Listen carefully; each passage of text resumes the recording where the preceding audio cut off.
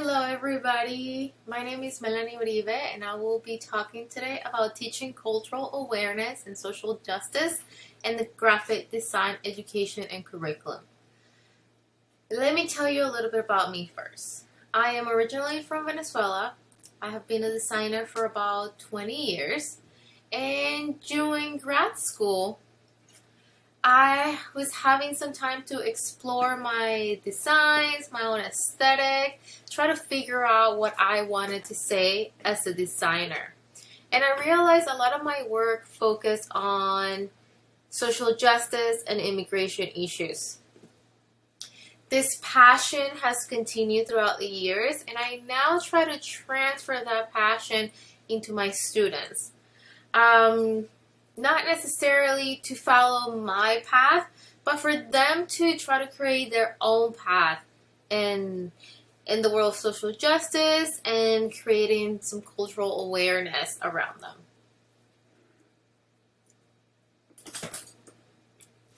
Now, students are graduating today and entering a workplace in a world that requires individuals to be culturally aware.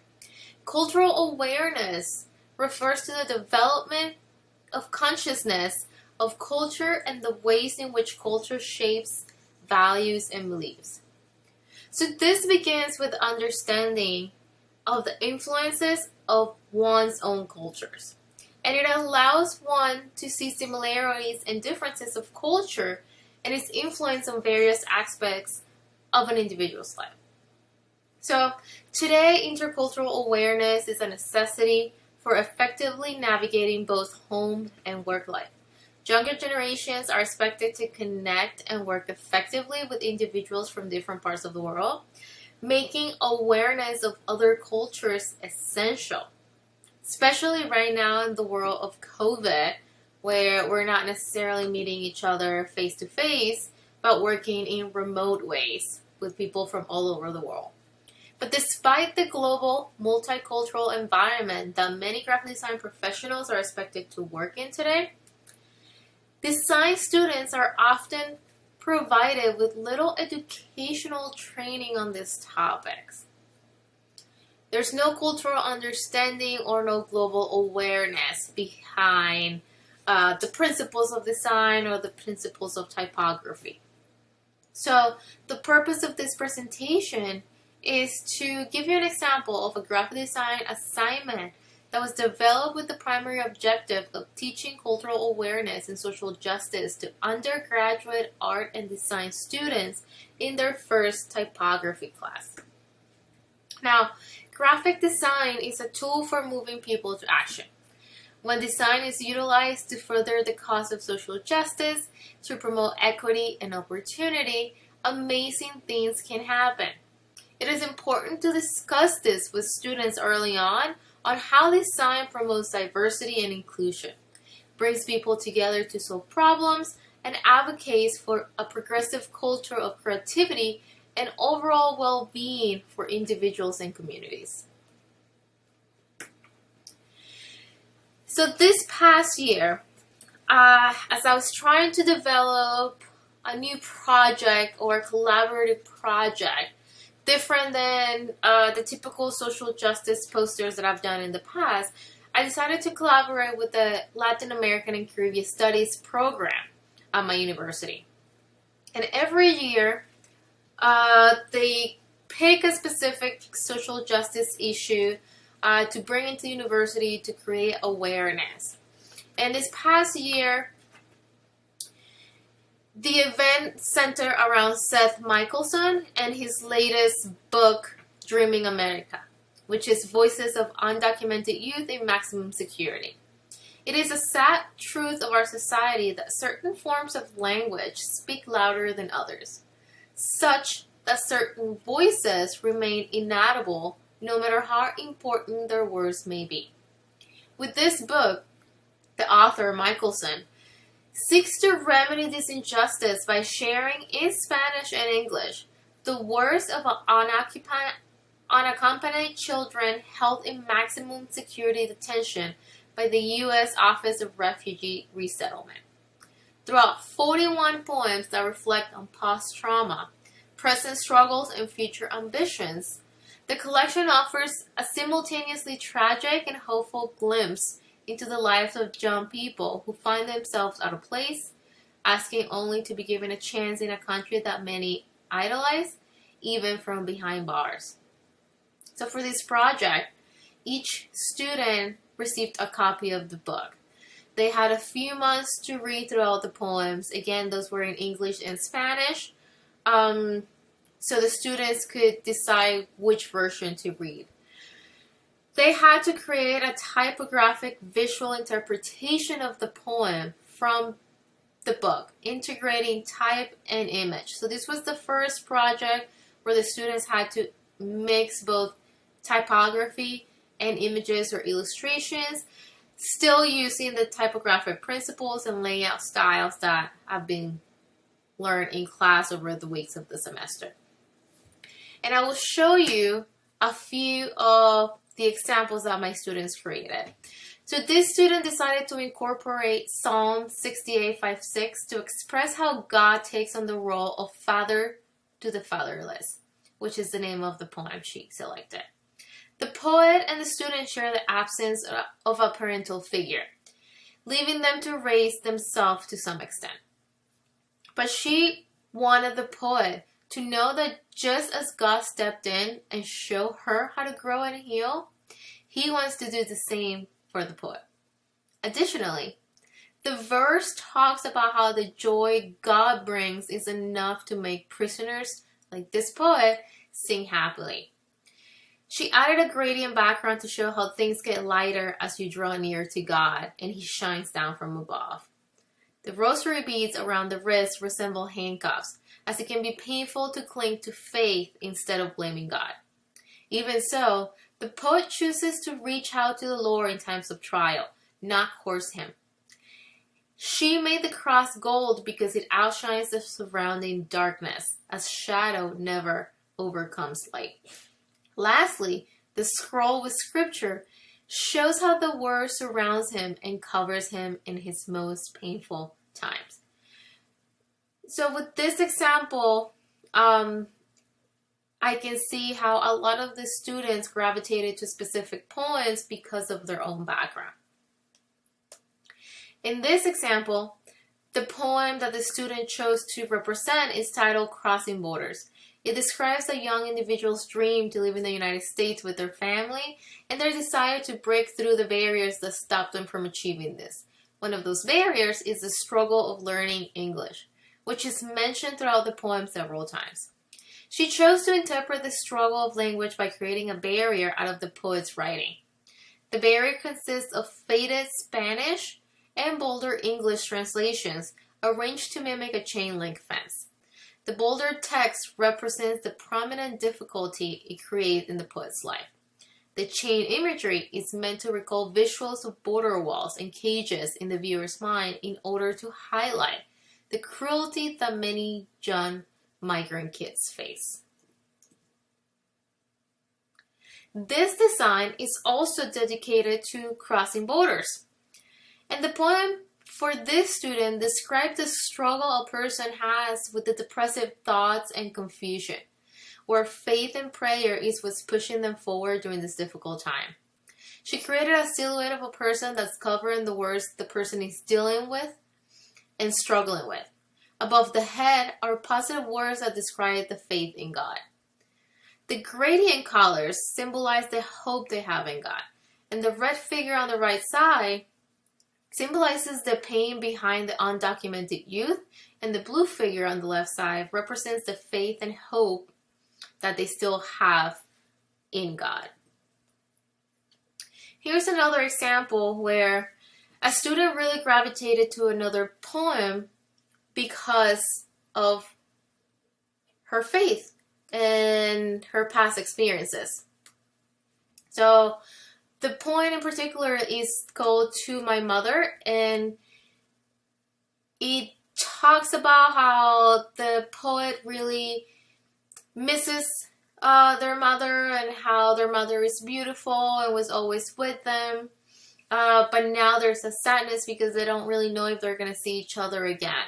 And then the student, having just lost her mother recently, has really been showing a lot of those feelings in her artwork and her design. Now, as you saw, faith, prayer, and hope were threads that follow the students' interpretation of the poems. And this seems to be what's pushing them forward during this difficult time as they struggle with things. And one of the things that I noticed with this assignment, it was the great outcomes that came from the students, because they started to realize how their family history can really impact their personal and professional development, and recognizing how those past experiences affect their present decisions, such as finding an interpretation for a poem or choosing a creative typographic treatment for a specific design. Now, when students know that we hear their voices and value their opinions, they are more likely to dive deeper into the material and their own beliefs. A big part of creating a safe space for social justice conversations is knowing how to facilitate these conversations. As a professor, I don't really have the right formula for this. I'm still working on how to develop this in the classroom. But I do like to emphasize that the conversation does not need to end when the class is over. Discussions about social justice and self-reflection can be challenging, so reinforcing the idea that conversations should exist outside of the classroom is an excellent way of encouraging students to continue to think critically about the material they're about to explore. Now, another great way of making these conversations and topics more interesting for the students is to create collaborations, create some interdisciplinary work, and be able to participate in a broader discussion, just outside of the classroom. And early on, I mentioned that this was a collaborative project with the Latin American and Caribbean Studies program, because they believe that talking about social justice issues, such as the incarceration of child asylum seekers, will initiate critical thinking about what constitutes and how to build a more just society. They hope experiences such as this ones will foster respect for the dignity of all human beings and to prompt conversations about immigration, asylum policies, and the role of individuals shaping the public response to such issues. Now, the collaboration between other departments, history, languages, literature, came together as an artist book, as every classroom created their own interpretation of the poems. And I would like to show you that artist book right now.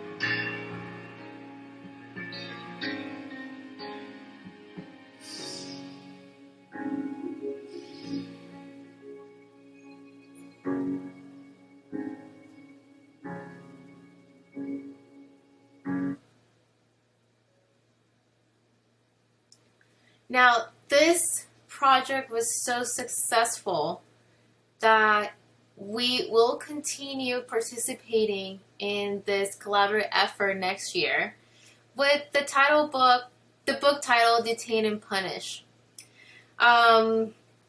This book discusses the origins of our nation's immigration policies, including the mass incarceration of asylum seekers and refugees.